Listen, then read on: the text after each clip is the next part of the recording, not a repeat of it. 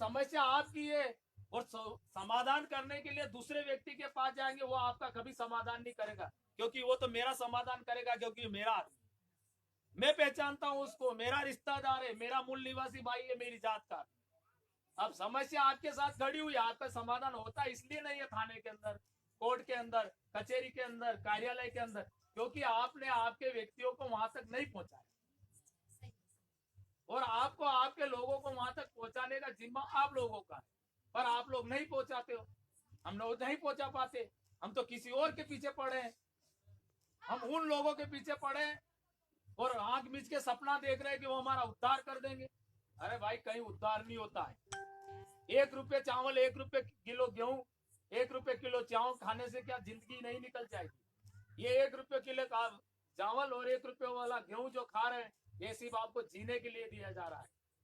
नहीं चाहिए हमें 1 रुपये किलो और 1 रुपये किलो वाला चावल और गेहूं, नहीं चाहिए। तुम्हारी भीख रख लो इन भीख को, हमें तो अच्छा व्यवसाय दो, हमें तो अच्छी शिक्षा दो, हमें तो अच्छा रोजगार दो।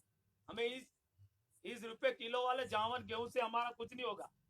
हम क्या है, राशन कार्ड के लिए वोट करते थे, चावल गेहूं के लिए वोट करते थे, घर बनाने के लिए वोट करते थे।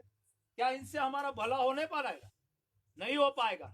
हमारी औलाद, क्या इससे हमारे औलाद का भविष्य सुधर पाएगा? नहीं सुधर पाएगा। हमें तो उन लोगों से अच्छी शिक्षा चाहिए, अच्छा व्यवसाय चाहिए, अच्छा रोजगार चाहिए। अगर अच्छा व्यवसाय, अच्छी रोजगार, अच्छी शिक्षा अगर मुझे मिल जाती है, तो मुझे क्या जरूरत है इन भीख लेने की? मुझे कोई जरूरत नहीं। सड़ा हुआ अनाज जो विदेशों में ढोर नहीं खाते, वो अनाज हमें खिलाया जाता है।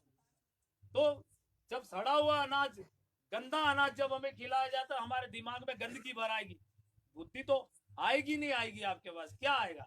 दिमाग नहीं आएगा तो लड़ कैसे पाओगे? तो हमें सबसे लिए लड़ने के लिए बाबा साहब अम्बेडकर ने कहा है कि शिक्षित बनो, संगठित रहो और संघर्ष करो। तो देखो, शिक्षित तो हम बन गए, कहीं ना कहीं हमारे लोग पढ़े लिखे, पर हम संगठित नहीं हो पा रहे, एक नहीं हो पा रहे। हमारी आपस की लड़ाई की वजह से हम एक नहीं हो पा रहे। कानोबा बेरोबा में लड़ाई है, पर जब पूरे समाज की बात आती है तो कानोबा बेरोबा एक साथ नहीं खड़े रहते। अरे लड़ना है, यहाँ लड़ लिया। जब बात आती है तो हमें एक हो जाना चाहिए, और जब एक नहीं होते तो मार खा रहे, तो खाते रहो मार, खाते रहो।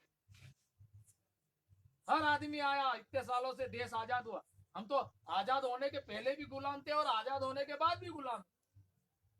देश आजाद होने के बाद भी आज गुलामी की जिंदगी जी रहे। ये गुलामी की व्यवस्था है, नहीं तो क्या है? हम अपनी मर्जी से कुछ कर ही नहीं सकते, अपनी मर्जी से अच्छा खा ही नहीं सकते, अपनी मर्जी से अच्छा पहन ही नहीं सकते। और अगर ये बात मैं किसी से कहता हूं तो बोले तेरे पास पैसा नहीं है, तो मैं क्या करूं? तो साले, अगर मेरे पास पैसा नहीं है तो उसका कारण क्या है? मेरे पास पैसा नहीं है तो उसका कारण है ये दोगले नेता, ये दोगली राजनीति, ये दोगली व्यवस्था। बनता है मेरा फंड, मैं अगर SC ST में आता हूं तो मेरा फंड बनता है, मेरा अधिकार बनता है, मेरा हक बनता है, पर वो मुझे नहीं मिलता, वो कहीं और चला जाता है, कोई और खा जाता है उसको। तो ये चीजें मुझे प्राप्त करने के लिए क्या करना पड़ेगा? ये चीजें प्राप्त करने के लिए मुझे अपना नेता चुनना पड़ेगा। बिल्कुल, मुझे अपना भाई, अपना साथी चुनना पड़ेगा। और मैं ऐसे व्यक्ति को चुन के बैठा देता हूं वहां पर जो कभी सुनता नहीं है मेरी। तो समय तो सबके पास है, कई लोगों को काम है, मेरे पास बोलने के लिए तो बहुत सारा समय है, कोई दिक्कत नहीं। पर आप एक बार नहीं, 2 बार नहीं, 4 बार नहीं, बार बार बुलाइए, हमें बुलाइए, हमारे साथियों को बुलाइए, और कुछ जानकारी एकत्रित कीजिए, और ऐसी ऐसी जानकारी दीजिए ताकि हमारा भविष्य सुधरे। आज जो बात कह रहा हूं, उस बात को अगर बाहर निकाल दोगे, देखो औरतों में, और औरत जात, आप बुरा मत मानना, एक खूबी होती है, शायद किसी को इस बात का ज्ञान हो या ना हो। आदमी क्या है, इस कान से सुनता है, इस कान से निकाल देता है, पर लेडी से इस कान से, दोनों कान से सुनती है, पर मुंह से निकाल देती है। तो आपसे मेरा निवेदन यही है कि दोनों कान से सुनना और इस बात को मुंह से निकालना, ताकि इसका प्रचार और ज्यादा बढ़े। ये खासियत है, हर महिला की खासियत है कि वो दोनों कान से सुनती है और मुंह से निकालती। तभी तो झगड़े होते, निन्ने जाती है, सुन लेती है, यहाँ के निकाल देती है, वो पड़ोसी से झगड़ा हो गया। पर ये जो बात है, ये निकालना, आप तो वो वाले बात निकालना या मत निकालना। तो हमेशा अपनी औलाद का ध्यान रखना, वो बार बार बुलाना। मैं ये कह रहा हूँ कि गांव में सरपंच चुनो, विधानसभा में विधायक चुनो, सांसद चुनो। ये सब जो ऐसो आराम जो कर रहे हैं, ये आपकी वोट की वजह से कर रहे हैं। और यहाँ जो हम लोग जिस जिस मकसद से आए हुए हैं, जो संगठन जिस संगठन में हम चल रहे हैं, यहाँ सब गरीब मजदूर बेबस और लाचार लोगों का संगठन है, जो प्रताड़ित होते होते थक गया है, जिसके महापुरुष जिसके बाप दादा भी प्रताड़ित हो गए, पुलिस की लाठियां खा खा के थक गए हम लोग, तब जाके कहीं ना कहीं एक संगठन का निर्माण हुआ जो दबे कुचले और गरीब शोषित वंचितों और लोगों की आवाज उठा सके। अब आपको ये तय करना है कि अगर आपके साथ कुछ होता है या नहीं होता है, या आपको कुछ सुविधा चाहिए या नहीं चाहिए, या सरकार से लड़ाई करना है या नहीं करना है, तो आपके लिए नागदा में कौन खड़ा रह सकेगा? तो नागदा में ऐसे व्यक्ति को, या नागदा जो क्षेत्र संभाल सके, ऐसे आदमी को आपको तैयार करना पड़ेगा। आप मत जीताओ। जीतना, चुनाव लड़ना कोई जीत हार का काम नहीं होता है। आप सोचो, अरे गड्ढे में वोट डाल रहे हो यार, अरे गड्ढे में वोट नहीं डाल रहे हो। लड़ाई होती है तो जीतना जरूरी नहीं है, लड़ाई होती है तो अम्मा हारना भी जरूरी होता है। अगर हम लोग हार भी जाते हैं तो विपक्ष में मजबूत बनकर बैठेंगे। विपक्ष में जब मजबूत बन के बैठेंगे तो साला विधायक भी हमारे सामने आके पूछेगा कि मैं क्या करूं। तो आप इतनी ताकत दीजिए हमें, और अपने लोगों को समझाए, बच्चों को पढ़ाए और शिक्षा का प्रसार प्रचार करें। मेरी बात किसी को अच्छी लगी हो तो भी सही, नहीं लगी हो तो भी सही। जय भीम, जय भीम।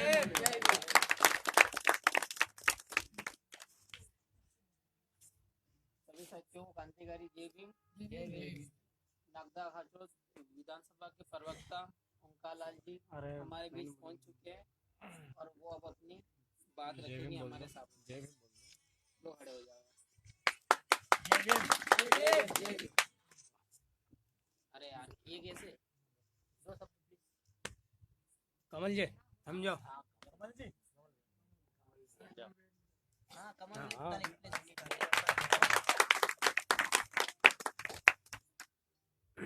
सभी साथियों को मेरा क्रांतिकारी जय भीम। जय भीम। मैं खाचोद तहसील में ग्राम खड़ादा में रहता हूँ और मैं खाचोद तहसील का भीम आर्मी तहसील अध्यक्ष हूँ। आप सभी को क्रांतिकारी जय भीम। जैसा कि परमानंद जी राठौड़ ने बताया कि आज हमारे समाज में हमारे समाज के ऊपर बहुत अत्याचार हो रहा है, और अत्याचार क्यों हो रहा है और कौन कर रहा है। तो अत्याचार जो सत्ता में बैठे हैं लोग, वो हमारे ऊपर अत्याचार कर रहे हैं। हमारे वोट लेकर वो हमें ही खड्डे में ढकेल रहे हैं, और हमारे लोग आज भी नहीं समझ रहे हैं और चुन नहीं पा रहे हैं। हमारे बहुजन समाज के जो लोग हैं, जो संघर्ष कर रहे हैं, जैसे भाई चंद्रशेखर आजाद, जिन्होंने 2013 में भीम आर्मी को स्थापित किया था, और उन्होंने 7-8 साल में भीम आर्मी को इतना मजबूत किया है, और उनके साथ इतने लोग जुड़ गए हैं कि आज हर गांव में भीम आर्मी का प्रवक्ता आपको मिलेगा। और उन्होंने संघर्ष, डॉक्टर बाबा साहब भीमराव अंबेडकर जी ने हमें यहाँ तक पहुँचाया कि हम कुत्ते से भी बदतर जिंदगी जीवन जी रहे थे। और जब बाबा साहब अंबेडकर ने संविधान लिखा तो उन्होंने सभी को बराबर का अधिकार दिया। अगर वो संविधान नहीं लिख पाते तो हम आज भी जो उच्च वर्ग के लोग हैं उनकी गुलामी में हमारे बाप दादाओं ने जीवन निकाल दिया, और हम आज भी वहीं रहते। तो इसीलिए हमें इस समाज का उद्धार करने के लिए, परिवर्तन करने के लिए सत्ता में स्थापित होना पड़ेगा। और जब तक हम सत्ता में स्थापित नहीं हो पाते हैं तब तक हमारा उद्धार नहीं हो पाएगा। इसीलिए भाई चंद्रशेखर आजाद ने यूपी में सिर्फ एक सीट पर विधायक के लिए उम्मीदवार उतारा है, और वो देखना चाहते हैं कि बहुजन समाज आज उनके साथ कितना है। सिर्फ एक सीट पे उन्होंने चुनाव लड़ने के लिए एक उम्मीदवार खड़ा किया है। अब वो आपके सामने होगा। इसीलिए आज बहुजन समाज को एकजुट रहकर, और जो लोग हजारों वर्षों से हमारा शोषण करते आए हैं उनको बंद करना चाहिए। इसीलिए हमें एकजुट होकर सत्ता में स्थापित होना पड़ेगा और हमारे व्यक्ति को वोट देकर विधायक बनाना पड़ेगा, सीएम बनाना पड़ेगा, पीएम बनाना पड़ेगा। और जब तक हम सत्ता में स्थापित नहीं होंगे तब तक हमारा उद्धार नहीं हो पाएगा। आज कोई सी भी पार्टी हो, चाहे बीजेपी हो या कांग्रेस हो, उन दोनों पार्टियों ने और अन्य पार्टियों ने भी हमारा आज तक किसी को कोई अच्छी नौकरी नहीं दी, अच्छी शिक्षा नहीं दी।